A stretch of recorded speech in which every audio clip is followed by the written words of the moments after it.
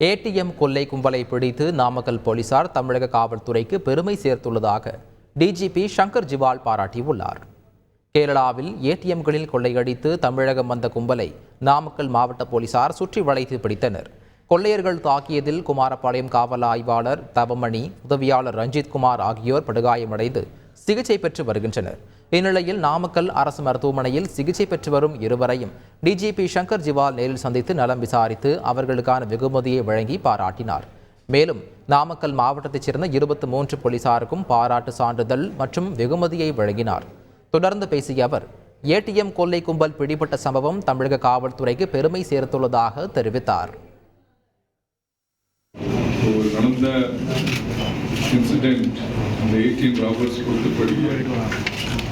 தமிழ்நாடு காவல்துறை சார்பாக, தமிழ்நாடு அரசாங்க சார்பாக உங்களுக்கு எல்லாம் பாராட்டிருக்கிறோம்.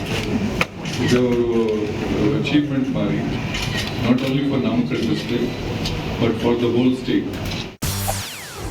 செய்திகளை உடனுக்குடன் தெரிந்து கொள்ள உடனே சப்ஸ்கிரைப் பண்ணுங்க.